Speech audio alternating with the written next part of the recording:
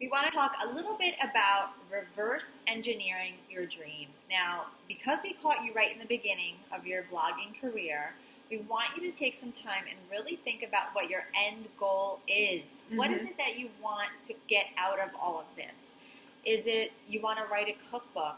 You want to write a romance novel? You want to get on TV and be a TV personality?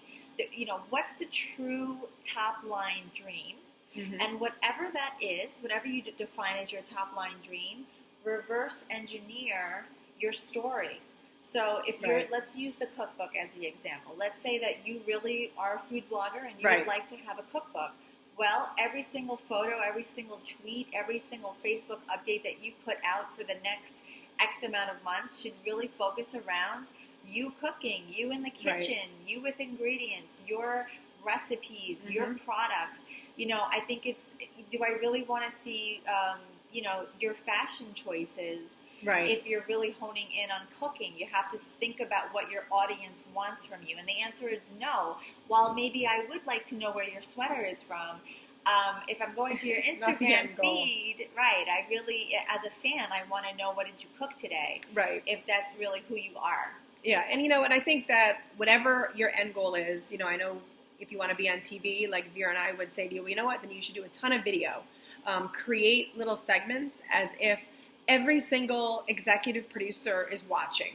So maybe, every Monday, Wednesday, Friday, you sit down, you make an editorial calendar that I'm going to do, I'm going to do like 5 ways to tie a scarf this week. I'm going to do 5 ways to style boyfriend jeans the next week, and really start to craft your content, because your end goal is to get on television, maybe doing some news segments. Right. If you have a passion for fitness and you're saying to us right now, you know what, I don't really know maybe what my total end goal is, but I'd love to maybe start coaching or be a personal trainer.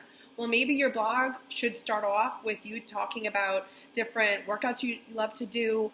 Maybe you can get 2 or 3 friends that you could say, listen, I want to do a transformation with you. I want to work with you for 6 months or a year and really show people what I'm capable of doing. And, and really start to think of that reverse engineering like that, is how you can get to that end goal and what you can do to get there. Because if you love fashion and want to be a stylist, well, then style yourself, style your friends, style your kids or your husband. Really show what you're capable of. Your blog is the best version of you, right? You share whatever you want to share. And so, Vera and I, we didn't start off this way of knowing what the end goal was, what we really wanted, and we're doing it now. And I don't think there's any bad time to do it. But if we could start at the very beginning again and go back and say, well, this would be my end goal, it probably would have changed the kind of content that we created from the very beginning. Yes, and I think the last piece of advice we want to give you on this subject is recognize that every single thing you do is part of your resume. Yep. So, we had a TLC show for a while, and they found us from our videos on YouTube. Mm-hmm. That wasn't something we applied for. It wasn't something we sought after. Right. But they found both of our videos, just us being ourselves, on YouTube. And, you have to understand every piece of content, every tweet, every Instagram photo, every blog post you put out is a resume. It is something that you are applying. You are applying for a future job. There are brands watching you that you don't realize are honing in on your stories, on your Facebook updates, on your blog posts. And there are producers and there are magazine editors that are finding you through random hashtags and geotags. Yeah. It just happens.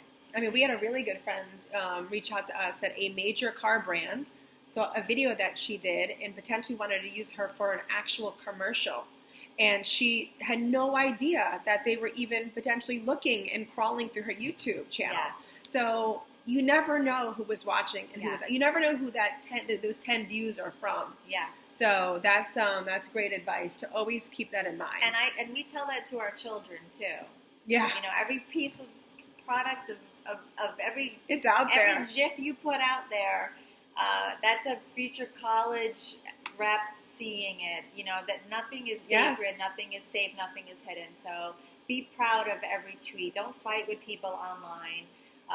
Really, really think about who you want to be. Who are you representing? What version of yourself do you want to put out there? And does that help your end goal? What Right. is your end goal? Is everything you do, is it helping you one step forward or one step away from that dream job? Yes. Remember that. Bye, Till guys. next time.